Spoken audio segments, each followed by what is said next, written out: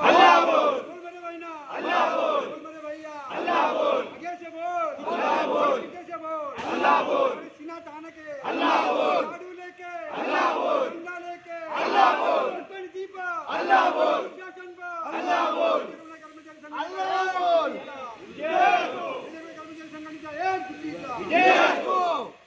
तुम्ही काय सांगणार आहोत? कशासाठी हे संप तुम्ही बोलवले अचानक? तुम्हाला नाही असं वाटतंय का लोकांना त्रास होणार? रुग्णाला वेठीत धरून आंदोलन करण्याचा आमचा कुठलाही मानस नाही आहे, परंतु हे आंदोलन प्रशासनाच्या नाकर्ते भूमिकेमुळे आमचा जो हक्क आहे, आमचे जे अधिकार आहेत ते अद्यापपर्यंत त्याच्यावरती कुठल्या प्रकारचे प्रशासनाकडून किंवा शासनाकडून आम्हाला ते मिळत नाही आहेत। त्याच्यामुळे आम्हाला आता हे आंदोलन करावं लागत आहे। आमच्या वर्षानुवर्ष कर्मचारी या ठिकाणी काम करतात, त्यांना प्रशासनाकडून त्यांचे जे GPFच्या पावत्या असतात त्याही मिळत नाही आहेत। त्याच्यानंतर आमच्या रजारोगीकरण असतो, एखादा कर्मचारी वैद्यकीय रजेवर जातो, त्याची रजा शाळेमध्ये किती शिल्लक आहे ही आम्हाला या ठिकाणी शहरी कल्याण कमी असल्यामुळे आम्हाला माहिती पडत नाही आहे, किंवा आमचे जे पेमेंट स्लिप आहे, वेतन स्लिप ही आम्हाला या ठिकाणी मिळत नाही आहेत। अशा अनेक मागण्या घेऊन आम्ही या ठिकाणी आजच्या ह्या आंदोलनामध्ये उतरलेलो आहोत। मग एवढं वर्ष तुम्हाला त्रास नाही झाला होता का? जे पेमेंट स्लिप भेटत नाही आहे, वेतन टायमावर भेटत नाही, हे सगळ्या विषयावर आत्ताच का संप बोलवलाय तुम्ही? या विषयावरती आम्ही आताच संप करत नाही आहे मॅडम। गेले 10 वर्ष शासनाकडे आणि प्रशासनाकडे वेळोवेळी संघटनेच्या माध्यमातून पत्रव्यवहार केलेला आहे। त्याच गोष्टीवरती अजित मॅडम यांच्याशी आम्ही संघटनेच्या माध्यमातून मिटिंगा घेतलेल्या आहेत। फक्त त्या मिटिंगमध्ये आम्हाला आश्वासनं मिळतात, करू होऊ, ह्याच्या पलीकडे कुठलंही आश्वासन मिळत नाही आहे। दुसरी गोष्ट, आमच्याकडे जे वर्ग 4चे जे टेबल सांभाळतात क्लेरिकल लाईन, त्या एका क्लासला 4 टेबलची कामं दिल्यामुळे त्यांच्यावरती कामाचा ताण पडत आहे। अशा प्रकारचं आजच्या जे रुग्णाची परिस्थिती आहे। तुमचं नाव? सत्यान सावंत, मी जे रुग्ण कर्मचारी संघटनेचा सेक्रेटरी। सर, तुमचं नाव सांगा आणि कशासाठी आहे संप आणि कुठे ठेवले संप ते पण सांगा। मी कृष्णा रेनोसे, जे हॉस्पिटल चतुर्थ श्रेणी कर्मचारी संघटनेचा अध्यक्ष। आम्ही या ठिकाणी शासनाच्या आणि प्रशासनाच्या दोघांच्याही विरोधामध्ये या ठिकाणी कर्मचारी आंदोलन करत आहेत। पहिलं म्हणजे महत्त्वाचं की शासनाने जी आमची फसगत केलेली आहे, जुनी पेन्शन सुधारित करतो अशा प्रकारचं त्या ठिकाणी आश्वासन दिलं होतं, परंतु आमच्याकडे ज्या कर्मचारी 2004 नंतर लागलेले आहेत त्या कर्मचाऱ्यांना त्या पेन्शनचा काही फायदा होत नाही, म्हणजे शून्य फायदा आहे। कारण 2014 ते 2017ला त्या ठिकाणी लागलेल्या कर्मचाऱ्यांना त्याचा कुठल्याही प्रकारचा त्या पेन्शनचा फायदा होत नाही। आज जे रुग्णालयामध्ये 350 पदं रिक्त आहेत चतुर्थ श्रेणीची। आज एक वॉर्डमध्ये 50, 60, 70 पेशंट असतात।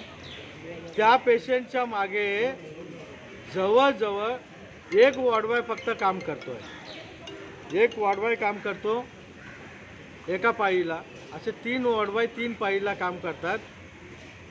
त्या वॉर्डमध्ये अशी परिस्थिती आहे की 2 ते 3 शिपर, 3 ते 4 वॉर्डबॉय कामाला असल्यामुळे त्यांच्या कमीत कमी हप्त्याच्या रजाही सोडवता येत नाही तिथल्या सिस्टर इन्चार्जला। अशी परिस्थिती कमी माणसं असल्यामुळे या जे रुग्णालयावर आली। आता मानकाप्रमाणे 7 ते 8 पेशंटच्या मागे एक वॉर्डबॉय असायला पाहिजे, परंतु इथे 60 पेशंट एक वॉर्डबॉय त्या ठिकाणी त्यांची सगळी रुग्णसेवा करत असतो। ती मागणी आमची प्राथमिक आहे की सरळ सेवेची जी भरती आहे ती प्राधान्याने व्हावा। टेम्पररी लोक आहेत ती या ठिकाणी कायमस्वरूपी करावं, आणि प्रशासनामध्ये या ठिकाणी जो कर्मचाऱ्यांना त्रास होतो, कारण कमी माणसांमध्ये कर्मचारी आज इथे काम करतात परंतु त्यांना फॅसिलिटी नाहीत तर त्या द्यावा। वैद्यकीय जो आजारी पडला तर तो जर ठाण्याला, पनवेलला, तो वांगणीला, बदलापूरला या ठिकाणी राहत आहे तर तो पण येईपर्यंत त्याला उशीर होतो, तर त्या ठिकाणी त्याला वैद्यकीय सुविधा घेण्याची मुभा द्यावी, किंवा जो त्याची काही असेल शासकीय नियमाप्रमाणे बिल किंवा मागणी ती पूर्ण करावी।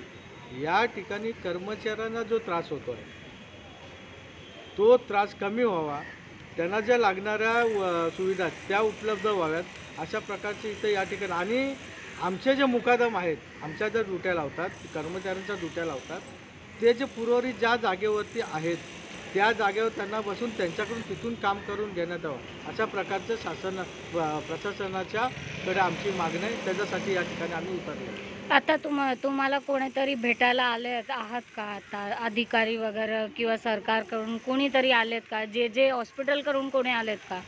अद्यापपर्यंत कोणी आलेले नाहीत. आमचे प्रतिनिधी आम्ही या ठिकाणी आहोत. चर्चेला त्या ठिकाणी आमच्या मध्यवर्ती संघटनेचे पदाधिकारी त्या ठिकाणी करत आहेत. त्यांच्याकडून आम्हाला आउटपुट येईल, परंतु आम्ही इथेच आहोत.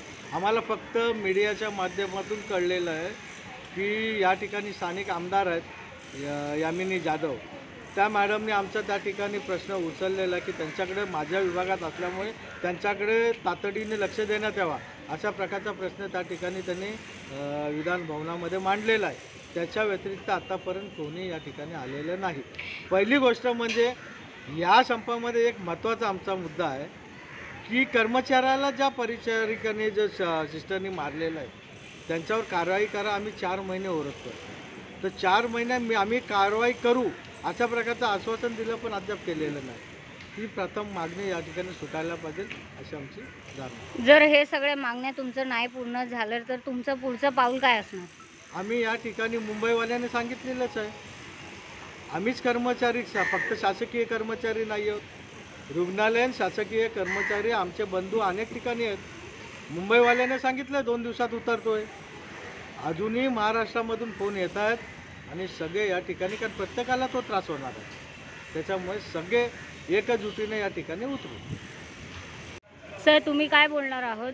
संप कशाला बोलवलं आहे अचानकमध्ये? हे संप अशासाठी बोलवलेला आहे मॅडम, प्रशासनाशी मी आज संघटनेमध्ये जवळजवळ 4 वर्ष संघटनेमध्ये प्रतिनिधी म्हणून काम करतो आहे.